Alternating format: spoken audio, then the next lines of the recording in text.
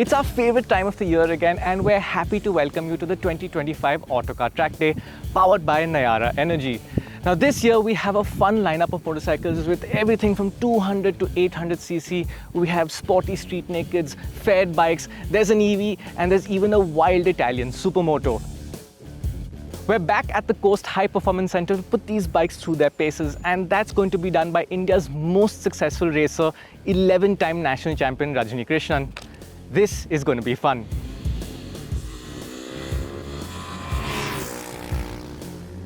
The formula for the Autocar Trackday is simple. Rajini takes each bike out for a few fast laps before moving on to the next one. Bike setup is minimal, with Rajini setting his own preferred tyre pressures for each machine, which are usually much lower than what the manufacturer recommends for street use. When a bike has adjustable suspension, Rajini may make some tweaks if he feels the need to. And finally, electronic rider aids like traction control are usually set to their least intrusive setting because top-level racers prefer to keep the control in their own hands. We'll start off the bikes in the order of the lap time set, and this year we begin with the Bajaj Pulsar RS 200. While this motorcycle has received a small update for 2025, the mechanical aspects are the same, and the Pulsar managed a lap time of 2 minutes 18.5, which makes it about 1.3 seconds quicker than the Yamaha R3 that we ran last year. Here's what Rajini thought of the first motorcycle of the day. The bike is feel very good in the racetrack, and I feel very comfortable. The bike is more easy to turn the bike and all the corners. The brake also quite good. This bike, the power, the brake is very good, and especially I say in the front end is very good to turning the bike. I feel overall in the racetrack this bike is very good. Moving on, we come to the first electric motorcycle that we've ever run at the Autocar Trackday. The Ultraviolette F77 Mach II packs 40 horsepower and 100 Newton meters of torque, but it also has nearly 210 kilos to haul around, which makes it the heaviest bike that we have this year. Ultimately though, it wasn't the weight that was this motorcycle's biggest challenge here, but the power drop that happened after a few laps. CoASTT in general is a very power-intensive circuit, and particularly so in its long uphill section. All of this resulted in a drop in power as the laps went by, which is not something that we faced with this bike on the street. Without this happening, the lap time could have been much quicker, as Rajini would have adapted to the unique gearless riding experience over a few laps.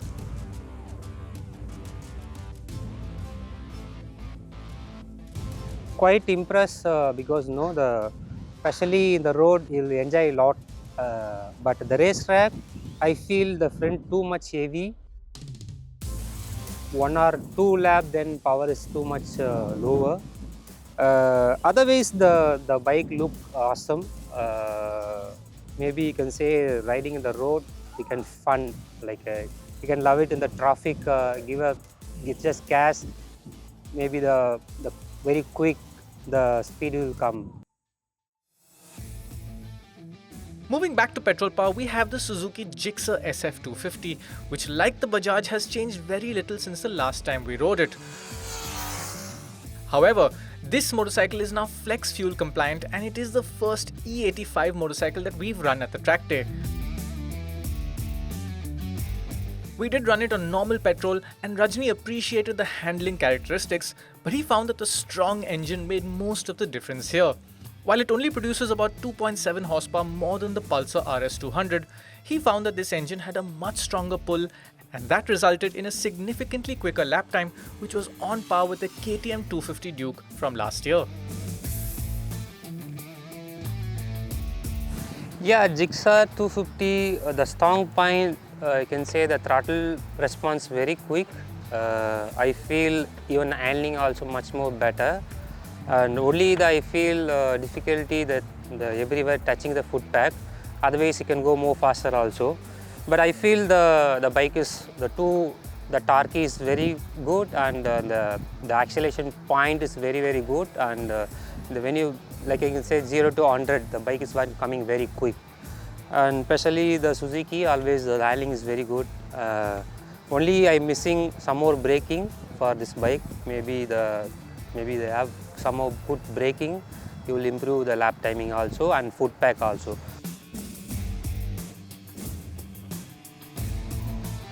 At this point, it's worth mentioning that the track conditions this year have improved and the loose patches of tarmac at some corner apexes have been fixed. Moreover, the track temperatures this year were also slightly lower as well. This will result in a slight improvement in the lap times compared with last year. But that doesn't make the next bike's performance any less impressive. After all, the Bajaj Pulsar NS400 has already made waves with its super low price tag, but it turns out that this motorcycle is no slouch around the racetrack either.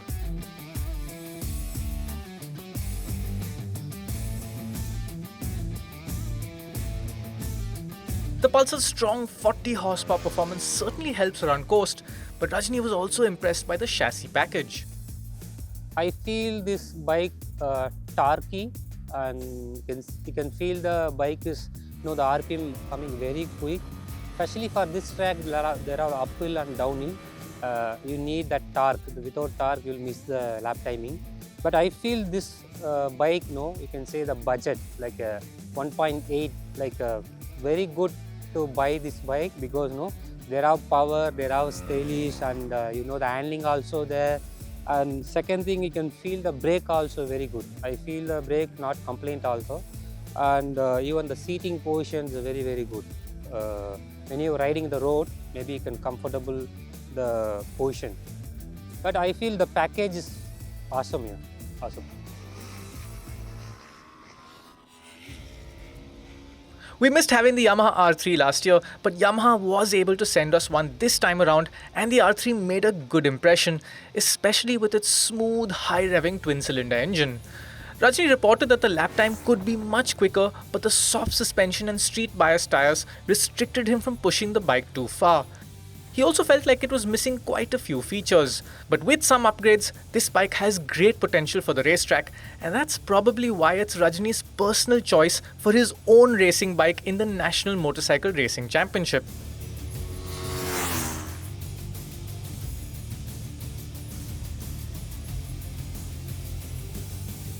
The Yamaha's handling is very good. The chassis is very good. Maybe you can improve the back suspension and tire some more.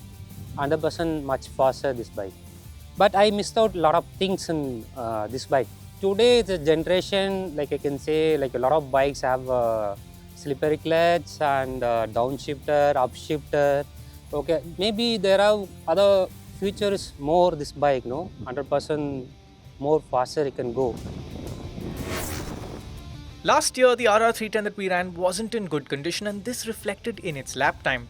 This year, we have the updated bike with its extra power, added feature, and fancy new wings, and the improvement in the lap time was massive.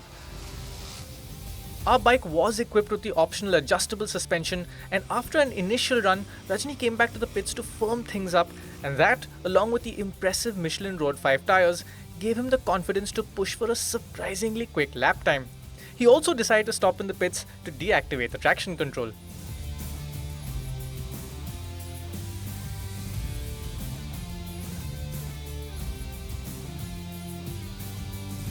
The traction control too much for this bike. After switch off the traction control, the bike's good power and feels very good, and our lap timing also faster. Yeah, obviously, we can say the Indian manufacturer going to one big level. The electronics ways.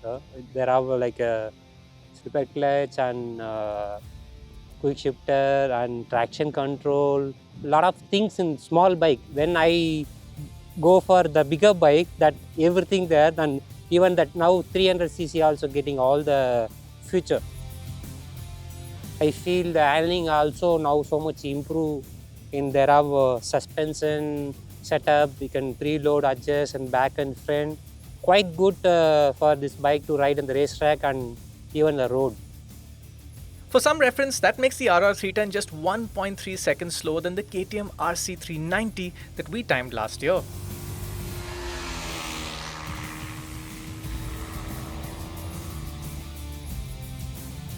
Speaking of last year, the Aprilia RS457 put in a stunning performance, and the Tuono 457 that we have this year is basically the same bike with different bodywork, a more comfortable riding position and no wind protection. It would be fair to expect that this bike would be close to the RS457 in lap time, but it surprised us all by clocking an almost identical time to its fair sibling. Again, it is worth remembering that the track conditions this year were slightly better, and the Tuono was also equipped with the optional bidirectional quickshifter. But even so, this was a mega performance and Rajni was thrilled with the bike. Yeah, Tuono have a very good experience the racetrack, and I feel like I can say the rally walk, the more interested in the quick shifter and downshifter. No, when you riding the racetrack, no, that you can say like a super, because no, the feel very easy to ride with the quick shifter and especially for the downshifter. Okay, the downshifter walk, no, the bike is sliding to the corner and easily take the apex easily, and you know the always I told last time also the handling is the Aprilia is awesome, and engine feel, engine sound like a proper race machine.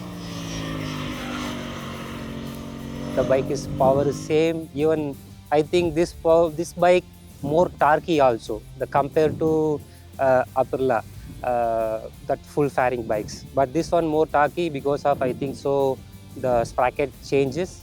I love this bike to ride in the racetrack also because more comfortable. Maybe the beginner, maybe for racer also like a pure racer also, he can like this bike.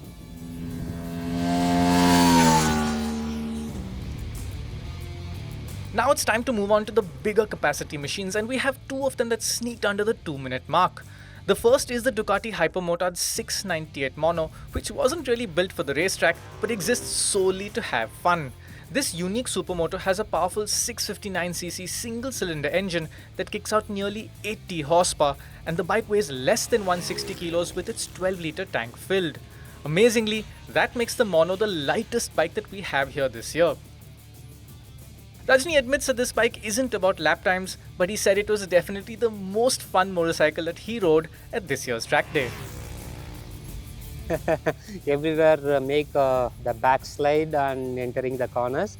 Yeah, they're quite fun to ride in the racetrack this bike because too much torquey, and when you the gear down, maybe you can go on fifth gear and going to third gear. No, the bike is automatically sliding.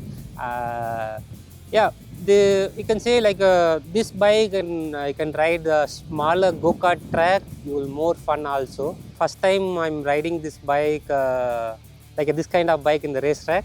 I had a good fun. Not done serious lap time, but I not push maximum because I want to how the bike is sliding into the corner. I touch a rear brake and some corner touch too much slide and went a bit wide. Like that I play with a bike only, but seriously I'm not push much. But a good bike to ride in racetrack also.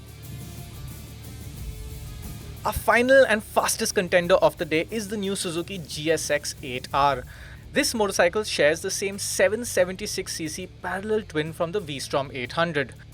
While it is more of a street-oriented sports bike with a comfortable riding position, it proved to be pleasantly capable on the racetrack as well, and Rajni praised the smooth power delivery and planted chassis dynamics.